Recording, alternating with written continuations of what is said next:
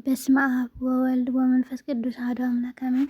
ስንክሳር ዘወርኀ ሚያዝያ 1 አባ ስልዋኖስ ጻድቅ። አንድ አምላክ በሚሆን በአብ በወልድ በመንፈስ ቅዱስ ስም የተባረከ የሚያዝያ ወር ቀኑ 13 ሰዓት ሲሆን ከዚያም ይጨምራል። ሚያዝያ 1 በዚች ቀን የከበረ አባት አባ ስልዋኖስ አረፈ።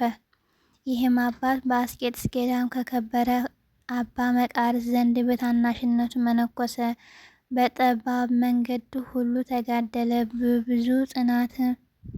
በብዙ ጾምና ጸሎት በትጋት በትህትና በፍቅር ተወስኖ ኖረ። ታላቅ አባትም ሆነ።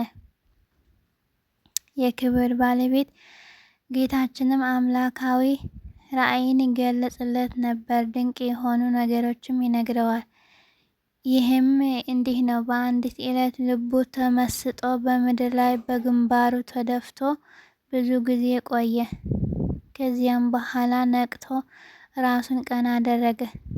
ከእርሱ ዘንድ ያሉ ወንድሞች መነኮሳት በእርሱ ላይ የደረሰበትን ይነግራቸው ዘንድ ለመኑት። ዝም ብሎ መሪር ልቅሶ ያለቅሳል እንጂ ሊነግራቸው አልወደደም። ከእርሱ የሆነውን ያስረዳቸው ዘንድ ግድ ባሉት ጊዜ እንዲህ አላቸው። ተድላ ወዳለበት ገነት አውጥተውኝ በዚያ የጻድቃን መኖሪያ አየሁ፣ ደግሞ የስቃይ ቦታዎችንም። ሁለተኛም ብዙዎች መነኮሳትን ወደ ገሃነም፣ ብዙዎች ምእመናን ወደ መንግሥተ ሰማያት ሲወስዷቸው አየሁ። እንግዲህ እኔ ለነፍሴ የማላለቅስ ስለምንድን ነው አላቸው። ከዚያች ቀንም ጀምሮ በኋላ ወደ ዘላለም ጨለማ ሊወስዱኝ ዛሬ የዚህ የኃላፊ ዓለም ብርሃን ማየት አልሻም እያለ ፊቱን በቆብ ሸፍኖ የሚያለቅስ ሆነ። ይህም አባት በመንፈሳዊ ስራ የተጠመደ ሆነ። ደቀ መዛሙርትም ለምግባቸው የሚሆን ስራን ከመስራት እንዳያቋርጡ ከዕለት ምግባቸው የሚተርፈውንም እንዲመጸውቱ ያዛቸዋል። በአንዲት ቀንም አንድ ታካች የሆነ መነኩሴ ወደ እርሱ መጣ። ሽማግሌውንም አባትና ደቀ መዛሙርቱንም ሲሰሩ አይቷቸው ለኃላፊ ምግብ ትሰራላችሁ፣ ትደክማላችሁ፣ የዘላለም ሕይወት ለሚሆን ምግብ ስሩ ድከሙ እንጂ ይህ በከበረ ወንጌል የተጻፈ አይደለምን? ማርያምም የማይቀሟትን በጎ ዕድል ትምህርትንም እንደመረጠች ብሎ ጠቀሰ። ሽማግሌውም አባ ስልዋኖስም እንዲህ ሲል በሰማው ጊዜ ደቀ መዝሙሩን እንዲህ ሲል አዘዘው። ይህ መነኮስ ከእንግዳ ማረፊያ ቤት አስገብተህ የሚያነበው መጽሐፍ ስጠው፣ በሩንም በላዩ ዝጋ፣ በእርሱ ዘንድ ለመብል የሚሆን ምንም አትተው። ረድኡም ሽማግሌውም መምህሩን እንዳዘዘው አደረገ። 9 ሰዓትም ሲሆን መነኮሳት ተሰበሰቡ። ከሽማግሌው አባትም ጋር ጸሎት አድርገው ምግባቸውን ተመገቡ። ያን እንግዳ መነኩስ ግን አልጠሩትም። እርሱም ቢጠሩኝ ብለው ወደ ደጃፍ እየተመለከተ ይጠብቅ ነበር።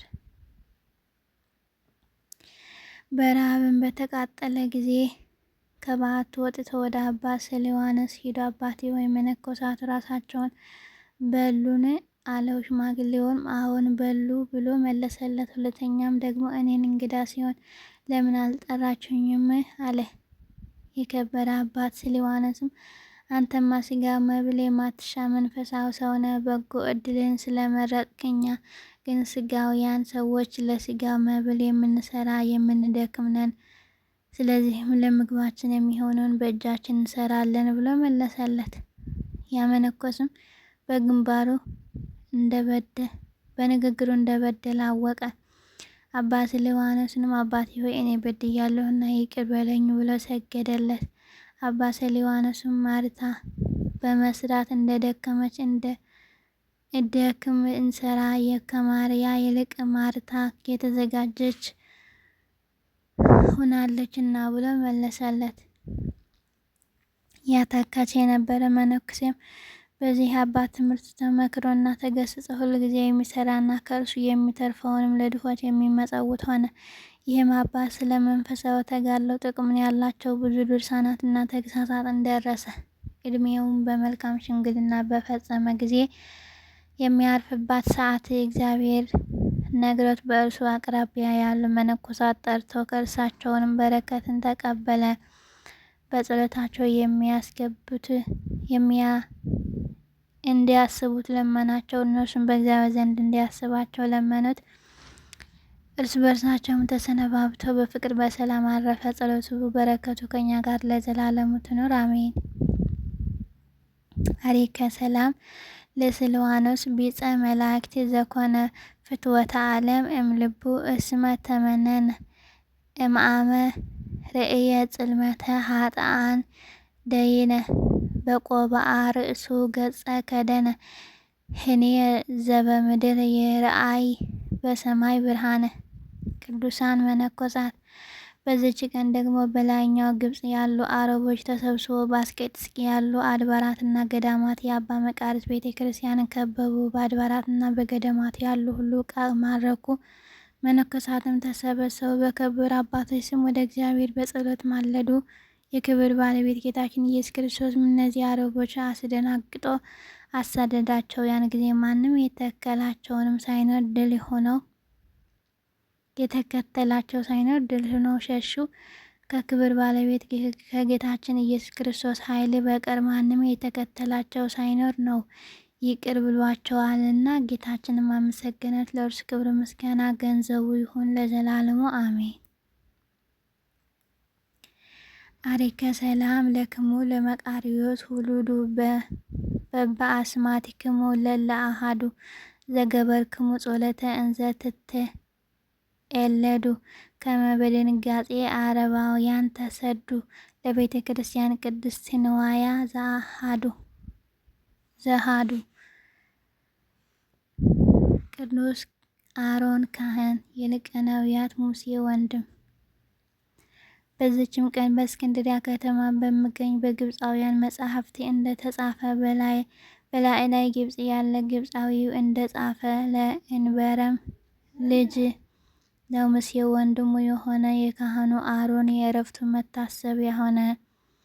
በኦሪቱ መጽሐፍ የተጻፈው ግን እስራኤል ከግብጽ ከወጡ በሁለተኛው ወር በ3ኛው ቀን አረፈ ይላሉ። ይኸውም ግንቦት 8 ነበር። የእስራኤል ወሮች በጨረቃ እየተቆጠሩ ዓመቱን ስለሚዞሩ በዚያች ዓመት ሚያዝያ 1 ቀን ሆኖ ተገኘ። በእኛ ዘንድ ግን የኦሪት ዘኍልቍ መጽሐፍ በ5ኛው ወር መባቻ ስለሚለው መታሰቢያውን ነሐሴ 1 ቀን እናደርጋለን። ይህም ጻድቅ ሰው የነቢያት አለቃ ለኦሪት ሕግ መምህር ለሆነ ለሙሴ ለነቢይቱ ማርያምም ወንድም ነው። እነርሱም ከሌዊ ነገድ ናቸው። እግዚአብሔር በግብጽ ምድር ብዙ አስደናቂ ተአምራትን በእጆቹ አደረገ። እግዚአብሔርም እርሱንና ልጆቹን መርጦ ካህናቶቹን አድርጎ ከእስራኤል ልጆች ከገንዘባቸውና ከመሥዋዕታቸው አስራትን ሰጣቸው። የቆሬም ልጆች በጠላትነት በተነሱ ጊዜ እግዚአብሔር ፈርዶ አጠፋቸው። ምድርንም አዘዛት፣ አፏንም ከፍታ አዋጠቻቸው። በበጎ ተጋድሎውና የኦሪትን ሕግ በመጠበቅ እግዚአብሔርን ካገለገለ በኋላ ሄደ። ጸሎቱ በረከቱ ከኛ ጋር ለዘላለም ትኑር አሜን።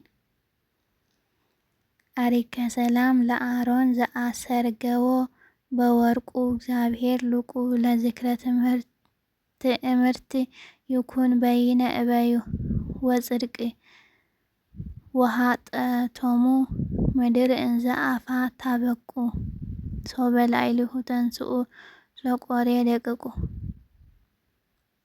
በዚችም ዕለት ደግሞ ቅድስት መጥሮንያ አረፈች። ከአበከረዙንም ጋር በሰማዕትነት የሞቱ የቅዱሳን ዮስጥስና የሚስቱ መታሰቢያቸው ነው። በረከታቸውም ከኛ ጋር ለዘላለም ትኑር አሜን። ሚያዝያ 1 ቀን የሚከበሩ የዓመታዊ ቅዱሳን በዓላት፦ አንደኛ ቅዱስ አሮን ካህን የሊቀ ነቢያት ሙሴ ወንድም፣ ሁለተኛ አባ ሳዊሮስ ሳሊዋኖስ ጻድቅ፣ ሶስተኛ ቅዱሳን መነኮሳት፣ አራተኛ ቅድስት መጥሮንያ። ወርሃዊ በዓላት፦ አንደኛ ልደታ ለማርያም ድንግል እግዝእትነ፣ ሁለተኛ ቅዱሳን ኢያቄም ወሐና፣ ሶስተኛ ቅዱስ ራጉኤል ሊቀ መላእክት። አራተኛ ቅዱስ በርተሎሜዎስ ሐዋርያ። አምስተኛ ቅዱስ መልኬ ትሩፈ ምግባር። ስለ ሕዝብ እንደሚያቀርብ እንዲሁ ስለ ራሱ ደግሞ መስዋዕትን ስለ ኃጢአት ሊያቀርብ ይገባዋል። እንደ አሮንም በእግዚአብሔር ከተጠራ በቀር ማንም ክብሩን ለራሱ የሚወስድ የለም። ዕብራውያን ምዕራፍ 5 ቁጥር 3። አሜን። ዘአቅረብኩ ማሕሌተ ዘኪርያ አእላፈ እምዕለተ ተጸምዱከ ዘልፈ ለላነብብ ተወከብ ዘንድቴ መጽሐፈ እንተረሰይከ እግዚኦ ጸሪቀ መበለት ወኩፈ እምእላ ብኡቡላን ዘተርፈ ነቢያት ቅዱሳን ሐዋርያት ሰባክያን ሰማዕታት ወጻድቃን ወመላእክት ትጉሃን ደናግል አሐዱ ወመነኮሳት ሄራን ባርኩ ባርኮ ጉባኤ ዛቲ መካን እስከ አረጋዊ ሊቅ ወንዑስ ሕፃን ለዘአጽሐፎ በክርታስ ወለዘአጽሐፎን ዘይደርስ ለዘአንበቦ ወለዘተርጎሞ በልሳነ ሐዲስ ወለዘሰምዐ ቃለ በእዝነ መንፈስ በጸሎተ ማርያም አራቂተ ኩሉም ባይስ ሀብረ መሐረነ ኢየሱስ ክርስቶስ አሜን። ወስብሐት ለእግዚአብሔር ወለወላዲቱ ድንግል ወለመስቀሉ ክቡር። ይቆየን። አሜን። አቡነ ዘበሰማያት